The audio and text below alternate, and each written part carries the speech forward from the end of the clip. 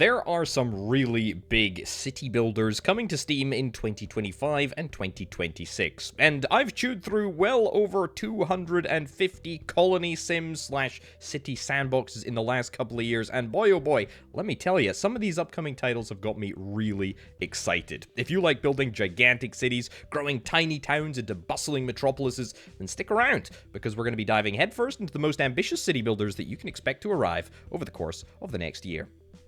Kicking things off with what I think is the most ambitious city builder currently announced. This is Anno 117 Pax Romana. It's a Roman Empire building meets city simulation city builder, where you shape the fate of provinces across the ancient world. You'll take on the role of a Roman governor, but you're not alone. You're outranked by the emperor. Your choices impact both the story and your objectives as you advance through population tiers from peasants up to higher classes, each with 8 different needs, including population, income, belief, knowledge, prestige, health, happiness, and fire safety.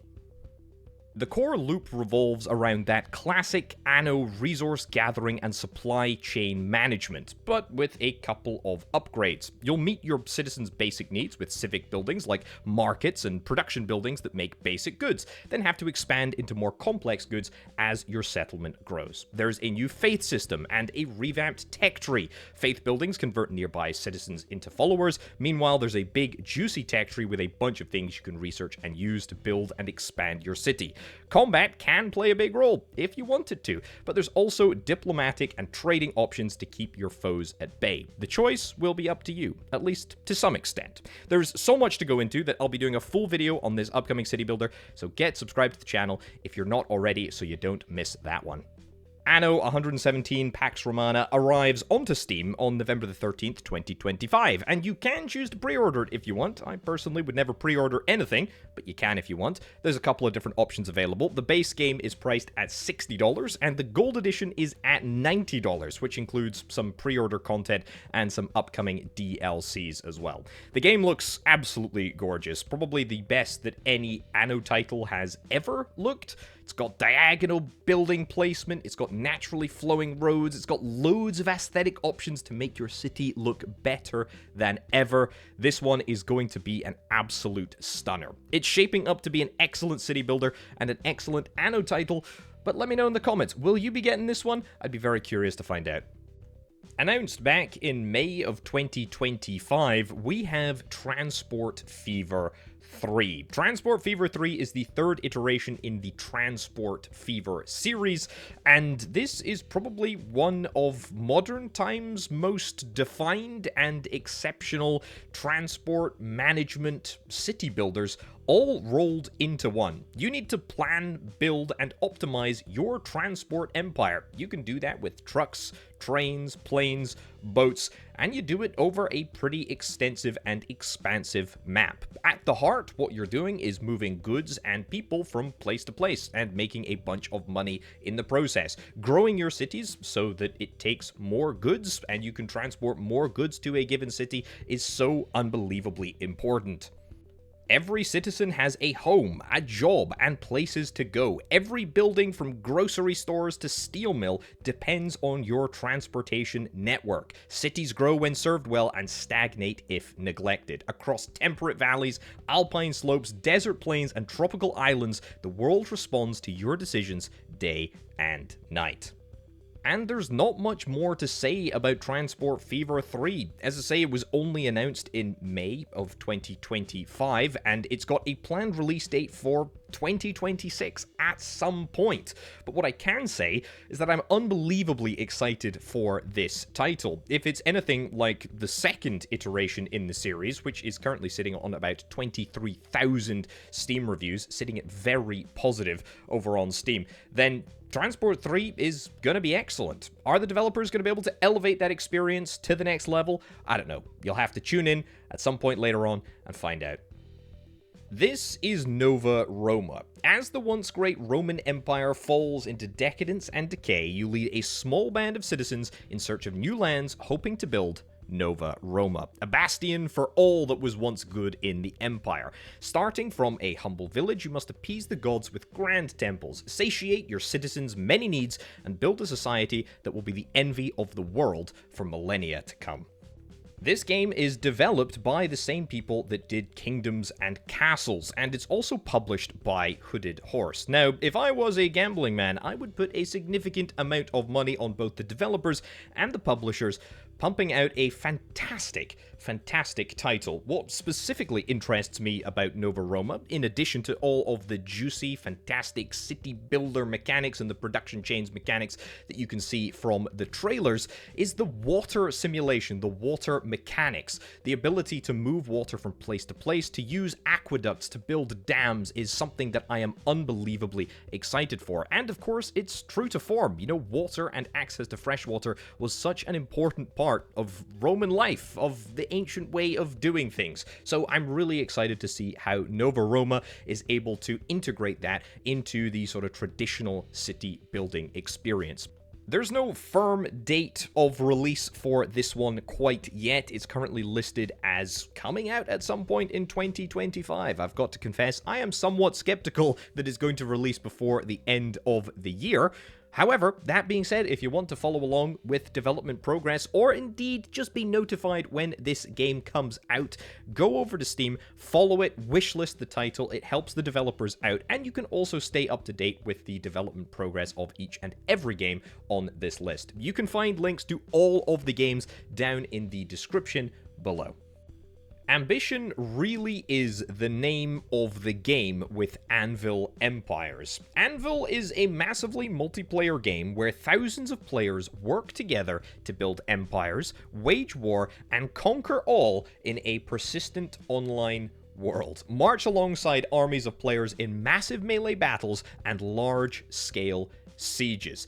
Things in this game apparently can take weeks to play out, which I think is an absolutely fantastic premise. You have huge, glorious battles, and you just play a small part, or perhaps a large part, in deciding how that battle goes. You're able to build settlements and grow them from small hamlets into large, bustling towns shared by dozens, if not hundreds of players. Engage in farming, hunting, husbandry, and more to support the war effort. Trade with nearby player settlements to further optimize your economy. Design and build elaborate multi-level keeps and fortresses for withstanding prolonged sieges. Establish supply camps and logistics lines to keep your player armies well fed, armed, and rested. Battles are won not only through the strength of arms, but also require a strong economy and a supply chain. That is honestly a lot to take in, but I am unbelievably excited about the premise and the scale of the premise. It just sounds so unbelievably big, grand, and glorious, and I am here for that. There's no word on a release date for this one quite yet, but I'll definitely be checking it out when I know more. Of all of the titles that are on this list, this is perhaps the most intriguing. This is Whiskerwood. Let's start with the basics. First things first, you need to establish a home for your industrious mice under the oppressive paw of your cat overlords. That's right, you play as the manager of mice in this city builder, and you need to try and make sure that you don't upset your feline friends altogether too much. However, this is more than just a little bit of a city builder, and that's what I think is so intriguing to me. It's kind of like Timberborn in the sense that it is all about automating each and every aspect of your city in order to ensure its efficiency. The cities of Whiskerwood are built on islands, and though they range in size, space will always be limited. Utilize rodent rigor to build upwards and pierce the skies, or dig deep underground and into cliffsides and mountains that dot the land to make the most of the space available to you. Verticality is key, and it brings with it great opportunities and challenges alike. Establish core structures, essential services, and production capabilities to ensure continued growth and prosperity on your island. Establish waste management and healthcare facilities. Ensure buildings are properly heated and maintained, and send forth your mice to fell trees, mine mountains, and tend to the fields and fish. The cats will demand their due, and your own citizens will abandon the colony if their needs aren't met on a daily basis. You need to strike a perfect balance between the needs of the mouse and the demands of the cat.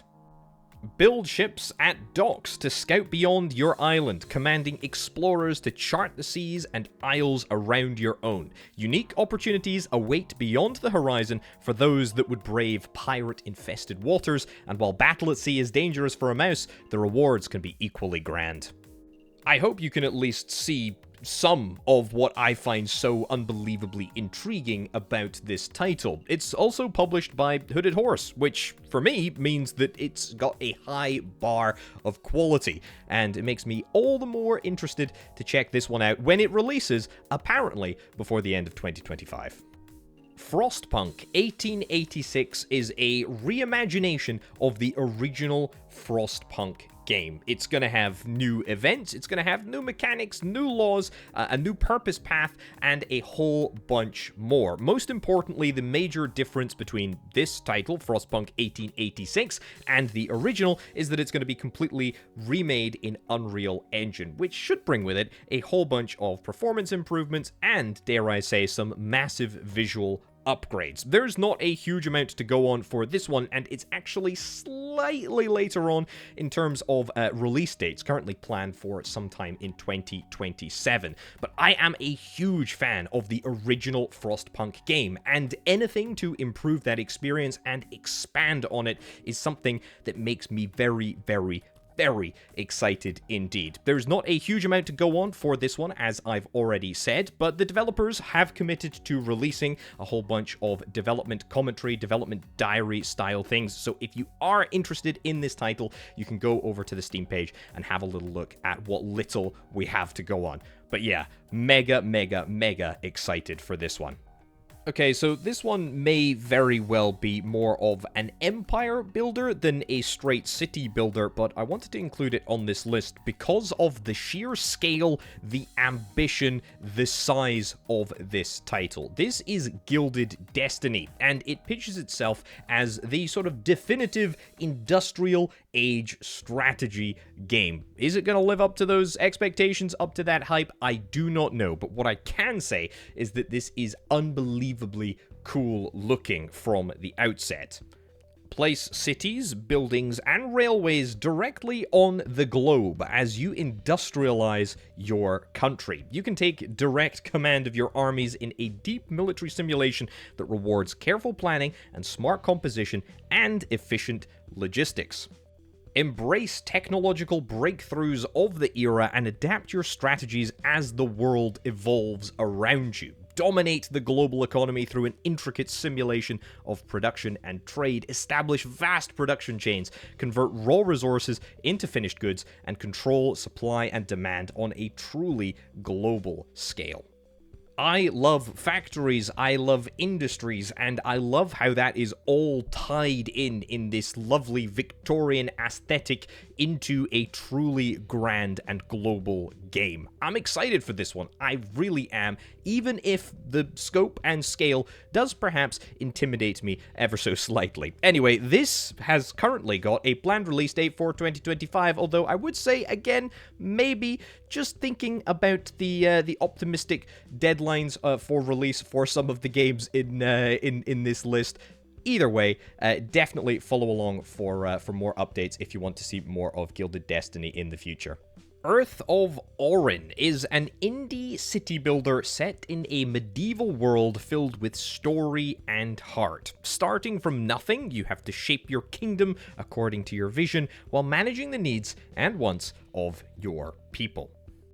Visually, this game is fairly distinctive from the other titles on this list. It's got this beautiful, sort of vibrant, low poly art style, which I am very much here for. Now, of course, it doesn't really matter how the game looks if it doesn't play well. So what can you expect when you jump on into this city builder? Well, a lot, actually. Build great cities, mighty castles, bustling towns, and the laws and moral systems to guide them all. Raise and manage armies to protect your kingdom from your enemies in real-time battles. Manage your economy, gather resources, trade with other civilizations, and research new technologies. It's got all of the city-building elements that we know and we love.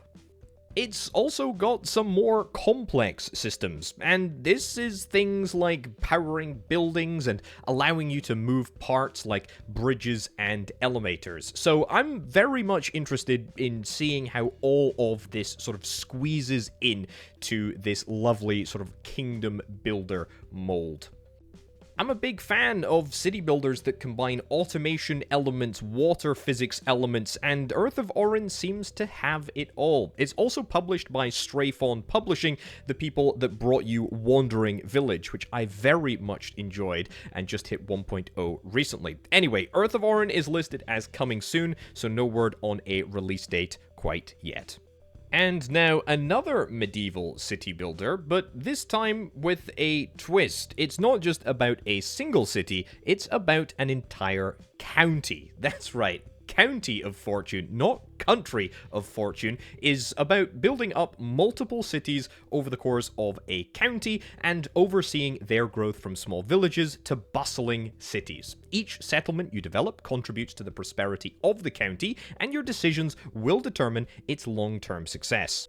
Now, the world of County of Fortune is vast, and it offers a variety of landscapes where different places yield different opportunities, from natural resources through places suitable for growing various products to large navigatable rivers that provide excellent access to the rest of the county. Explore the possibilities and build a county that reflects the diversity of the land.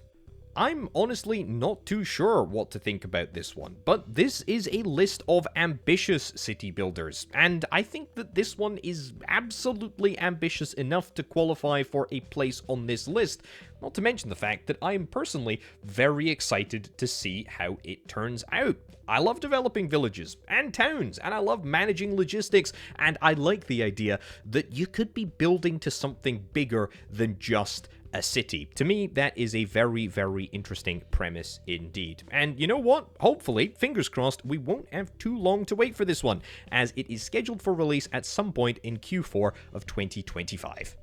And last but not least, we have got Factory Town 2.